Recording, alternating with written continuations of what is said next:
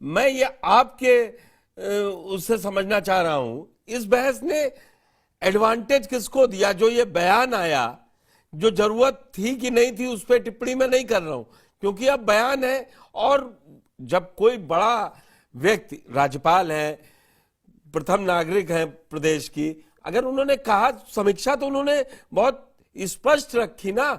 उसका सियासी मायने क्यों निकाले जा रहे हैं?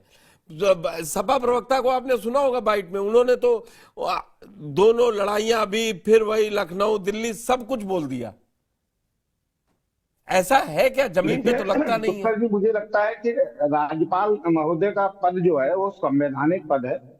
और उनकी नजर में सत्ता पक्ष हो या विपक्ष हो, दोनों ही एक समान होते हैं।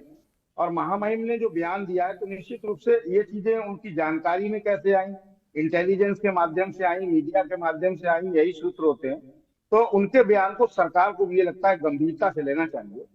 और सरकार जो दावा करती है बार बार, मुख्यमंत्री जी भी हमारे कहते हैं जीरो टॉलरेंस की सरकार है, डबल इंजन की सरकार है, बहुत सारी चीजों को बयान करते हैं, लेकिन ये किसी से छुपा नहीं है। डबल इंजन की बात जो बार बार आती है, सदन हो या बाहर हो, तो डबल इंजन में क्या चल रहा है किसी से छुपा नहीं है। और इसका खामियाजा मुझे लगता है 2024 के लोकसभा चुनाव में भारतीय जनता पार्टी को भुगतना पड़ा।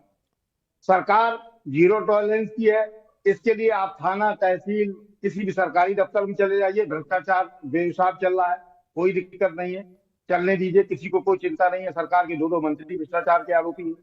तो निश्चित रूप से मुझे लगता है कि राज्यपाल महोदय का जो बयान है वो बहुत गंभीर है। क्राइम की स्थिति अगर आप देख लीजिए, तो साइबर क्राइम सबसे ज्यादा बढ़ा है। और साइबर क्राइम में भी साइबर अरेस्ट का क्राइम बहुत बड़ा है। अब आप कहिए कि 1 मिनट में परिवर्तन नहीं हो जाएगा, या समाजवादी पार्टी ये कह रही थी, और इनके क्या नाम है ओम प्रकाश राजभर जी की पार्टी के लोग भी कह रहे थे। तो निश्चित रूप से ऐसा नहीं है कि सरकार 5 मिनट में कर देगी। आपको जनता ने वोट इसीलिए दिया था कि आप पिछली सरकार में जो कमियां थी, क्राइम, लॉ एंड ऑर्डर, तमाम चीजें थी, इनको आप ठीक कर पाएंगे। अब आप कहें कि हम 5 मिनट में नहीं कर सकते, 7.5 साल हो गए आपको, 7 साल हो गए, दिल्ली में भी सरकार है आपकी, कोई चीजें नहीं, इतना आप बताइए। जैसा आदरणीय विजय जी ने कहा कि मुझे लगता है कि राजधानी जैसी जगह में कोई अच्छी बिल्डिंग या कोई अच्छी चीज नहीं बन पाई है। पुरानी आप बात करें तो पुरानी में जांच चल रही, उसमें कहीं नहीं। पेपर लीक की अगर आप बात करिए तो पेपर लीक हो रहा है। आपने एक आदमी को पकड़ लिया जो सबसे छोटी मछली थी, बड़ी मछलियां सारी तैर रही हैं, कोई आपका रिजल्ट नहीं, जांच चल रही है। क्या मतलब है इससे? तो निश्चित रूप से मुझे लगता है कि राज्यपाल महोदय के बयान से सरकार को सीख लेनी चाहिए और सरकार को गंभीरता से देखना चाहिए। अब चाहे संभल की घटना हो, बहराइच की घटना हो, कोई भी घटना देख लीजिए, संभल में पाकिस्तानी कारतूस बरामद हो रहे हैं, क्या हो रहा है, कहां से आ रहे हैं? निश्चित रूप से कानून व्यवस्था आपकी ठीक नहीं है। क्यों नहीं है ठीक?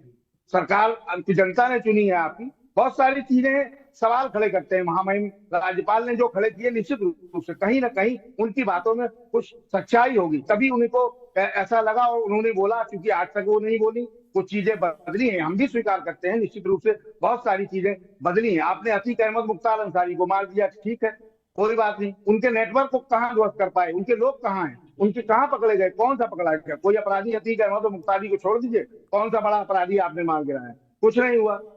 ये चीजें मुझे लगता है उसका भी कहीं ना कहीं इंगित करती हैं कुछ न कुछ किसी को।